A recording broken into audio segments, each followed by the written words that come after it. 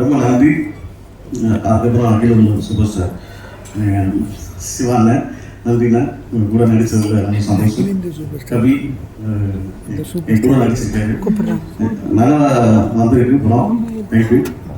அதுக்கப்புறம் Sri sir sir நிறைய பேர் ஆரம்பம் கொடுத்துருக்கீங்க. இந்த கம்பெனியில் நான் பண்ணது ரொம்ப சந்தோஷமாக இருக்கு. Thank you thank you sir. நன்றிங்க. அருள்தாசன்.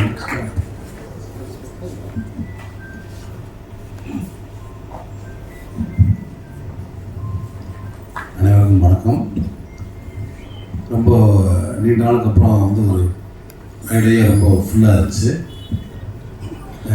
ஏன்னா எல்லாமே வந்து சிவிகுமார் சாரோட அறிமுகங்கள். நாளைக்கு மலையில் சொன்ன மாதிரி 90 காலகட்டங்களில் வந்து திரைப்பட கொள்கை மாணவர்களுக்கு எப்படி வந்து ஒரு ராவுத்தர் பிலிம்ஸ் இருந்துச்சோ அதே மாதிரி இந்த 2000 டயத்தில் வந்து பார்த்திங்கன்னா சிவிகுமார் சார் ஆஃபீஸ் தான் அந்த ஷார்ட் ஃபிலிம் பண்ண இயக்குநர்கள் பண்ணி ஒரு பெரிய வாய்ப்பு கொடுத்தாரு. அவங்க எல்லாருமே உண்மையிலேயே பெரிய லெவல் ஜெயிச்சிட்டாங்க. புதிய புதிய கண்டென்ட்டோட தமிழ் சினிமாவே ஃப்ரெஷ்ஷாக ஸ்கிரிப்ட் சைடு வந்து ஃப்ரெஷ்ஷாக மாறிச்சு. ஆனால் அதுக்கு முன்னாடி எல்லோரும் பொண்ணை பயந்த அந்த பொண்ணை தயங்கின இன்னொன்று சில சமயம் வந்து கார்த்திக் சூப்பரா சொன்ன மாதிரி சொன்னாலும் புரியாது, படித்தா கூட சில புரியாது. ஆனால் அதை கூட நல்லா அண்டர்ஸ்டாண்ட் பண்ணி இந்த ஸ்கிரிப்ட் ஜெயிக்கும் அப்படின்னு புதிய புதிய இளைஞர்களுக்கு வந்து அதுவும் எப்படின்னா வழக்கமாக இங்கே ஒரு ஃபார்மேட் இருக்குல்ல, ஒரு அசிஸ்டன்ட் ஒரு 5 வருஷம் ஒர்க் பண்ணியிருக்கணும், 10 வருஷம் ஒர்க் பண்ணியிருக்கணும், அசோசியேட் ஆகிருக்கணும். அதெல்லாம் இல்லாமல் அதை பிரேக் பண்ணி ஷார்ட் ஃபிலிம் பண்ண இயக்குநர்களுக்கு வந்து நிறைய பேருக்கு தொடர்ந்து வாய்ப்பு கொடுத்து இண்டஸ்ட்ரியே வேற பக்கம் திசை மாற்றி விட்டார் சிவிகுமார் சார். அவருடைய வெளிப்பாடு தான் இன்றைக்கி வந்து அவருடைய கம்பெனியில் உருவான அத்தனை இயக்குநர்களும் மேடையில் பார்த்தோம்.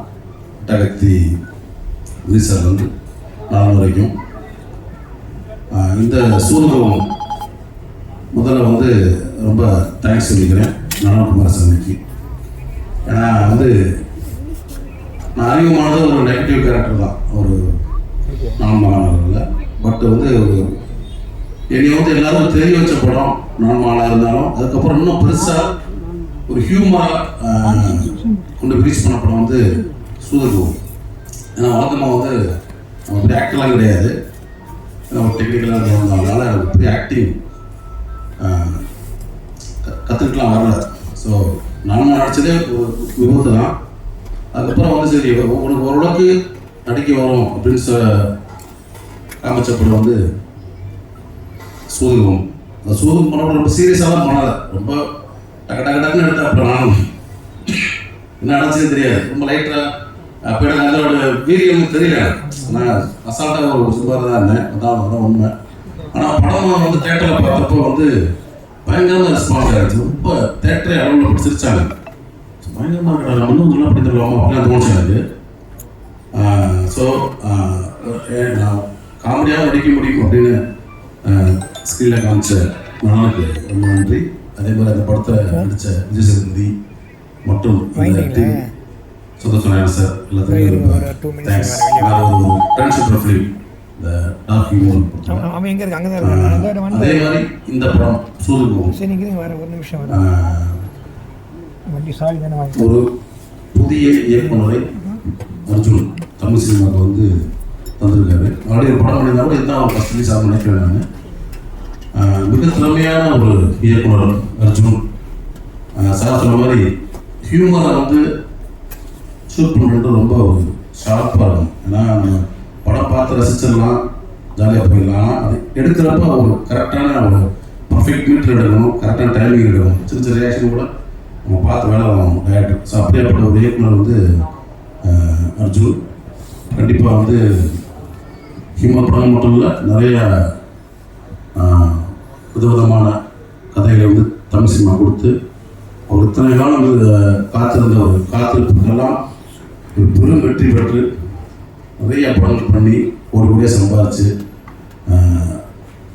பெரிய லெவலில் இந்த மேடையில் எப்படி வெற்றி பெறணும்னாலும் அதே மாதிரி இன்னொரு மேடையில் அர்ஜுன் ஒரு வெற்றி பெற்ற ஏற்கனவே நிற்கும். அது ஒரு வாழ்த்துக்கள். கண்டிப்பாக அதுக்கான ஒரு இடம் அவர்களுக்கு. அதே மாதிரி இந்த படத்தை தயாரித்த சிவகுமார் சார், அதுக்கு வந்து மிகுந்த ஒரு பேக் போனாக இருந்த தங்கம் ஸ்ரீனிவாஸ் தங்கராஜ் அவர்களுடைய நன்றி. அதே மாதிரி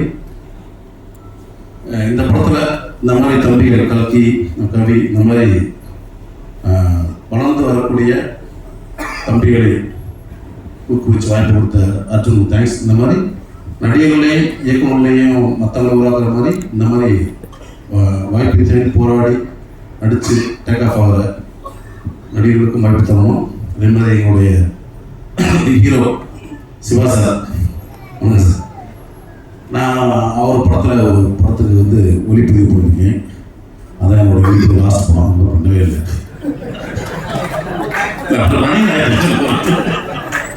அப்பா சார் சார் ஆமாம் 16 படம் எஸ்டி சார் படம் ஆக்ட் பண்ணார். அதுக்கப்புறம் நானும் ஆக்டர் ஆகிட்டேன். அப்படியே லைஃப் ஆகி கொஞ்சம் நல்லா போயிட்டு தான் இருக்குது. ஹீரோயின் வாய் சார் சார் நம்ம ஆடியோ படம் பண்ணிருக்கோம் சரௌண்டு சேம் காம்படிஷன். ரொம்ப நன்றி சார். ஸோ இந்த படம் வந்து கண்டிப்பாக வந்து ஒரு பெரிய வெற்றி பெறும். அதன் மூலியமாக அர்ஜுனுக்கு ஒரு மிகப்பெரிய லைஃப் அமையணும். தயாரிப்பாளருக்கு நிறைய பணம் கொட்டி மேலும் இது மாதிரி ஏன்னா ஒரு சின்ன ஊடகம் இதாக இருந்தது சரி சார். தொடர்ந்து இது மாதிரி நிறைய இயக்குநர்களுக்கு வாய்ப்பு கொடுத்து தொடர்ந்து படமாக வேண்டிய வளர்த்துக்கிறோம். நன்றிங்க. கவி ஃபஸ்ட்டு எல்லாத்துக்கும் வணக்கம். என்ன சொல்கிறதுன்னு தெரியல. சனா சார், நலன் சார், கார்த்தி சார், ரஞ்சித் சார்லாம் பேசிட்டு அலையடிச்சு வந்த மாதிரி இருந்தது. இன்னும் பேசுறதே தெரியல. ஃபஸ்ட்டு அவங்களெல்லாம் மீட் பண்ணதே பெரிய சந்தோஷம். என்னென்னா எனக்கு ஃபஸ்ட்டு ஹாப்பியாக இருந்தது. ஃபஸ்ட் பைக்கில் இன்னைக்கு காலையில் நடந்துக்கும் போது எல்லாம் போஸ்டர்லாம் அடிச்சு ஒட்டிருந்தாங்க. ஸோ அதை பார்க்கும்போதே ஹாப்பியாக இருந்தது. ரிலீஸ் நெருங்கிட்டே இருக்கும்போது ரொம்ப ஹாப்பியாக இருக்குது.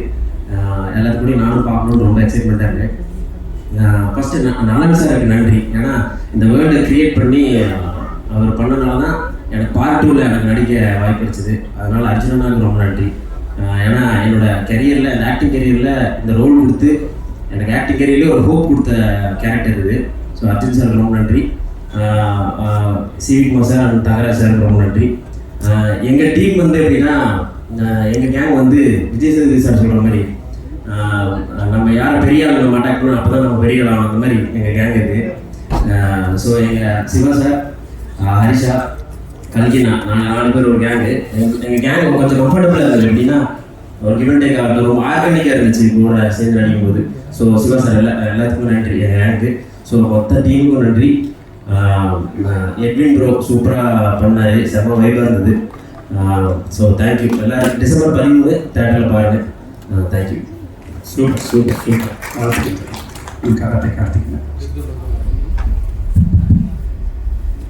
அனைவருக்கும் வணக்கம். சூதுகவும் பூவின் நாயகன், அகில உலக super star Mirchi Shiva sir.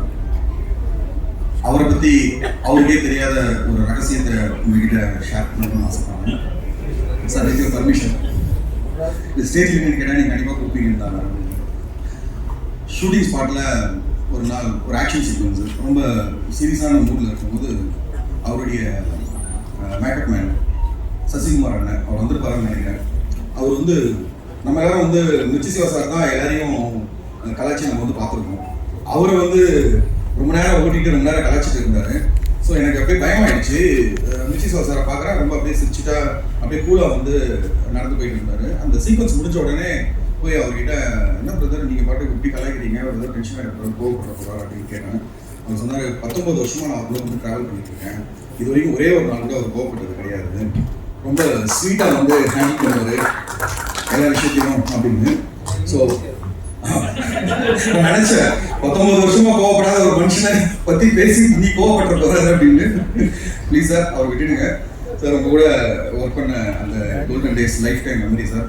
Thank you sir. அப்புறம் இந்த 18-19 வருஷம் சொல்லும்போது தான் ஞாபகம் வருது. நான் இண்டஸ்ட்ரிக்கு வந்து ஒரு 18 இயர்ஸ் ஆகுது. ஸோ நான் வந்து ஆக்டர் ஆகணும்னு முயற்சி பண்ணும்போது பார்த்தா நிறைய அவமானங்கள், நிறைய போராட்டங்கள். ஸோ ஆக்டர் ஆகணும்னா அவ்வளோ பெரிய கஷ்டம் அப்படின்னு நினச்சிட்டு இருந்தேன். ஒரு 6 மந்த்க்கு முன்னாடி ஒரு ஏற்கனவே வாய்ப்பு கேட்டு ஆஃபீஸ்க்கு போயிருந்தேன். அங்கே வெயிட் பண்ணிட்டு இருக்கும்போது ஒரு தம்பி வந்து குடிக்க தண்ணி வந்து கொடுத்தாரு. டீ காஃபி ஏதாவது சாப்பிடுங்க அப்படின்னா இல்லைப்பா வேணாம் அப்படின்னா கொஞ்சம் டைம் ஆகுதுன்றதுனால நான் தள்ளிக்கிட்டேன். எந்த ஊர் பண்ணீங்க அப்படின்னா மதுரையிலேருந்து வந்திருக்கேன், நானும் மதுரை தான். எனக்கா படிச்சிருக்கீங்க அப்படின்னா விஸ்காம் முடிச்சிருக்கேன் அப்படின்னா, விஸ்காம் முடிச்சிருக்கீங்க இதில் என்னப்பா அசிஸ்டன்ட் ஒர்க் பண்ணுறீங்களா அப்படின்னா, இல்லைண்ணா நான் வந்து ஆஃபீஸ் அசிஸ்டன்ட் ஒர்க் பண்ணுறேன். ஏன்ப்பா அசிஸ்டன்ட் டைரக்டராக நீங்கள் வந்து ட்ரை பண்ணலாம் இல்லைப்பா?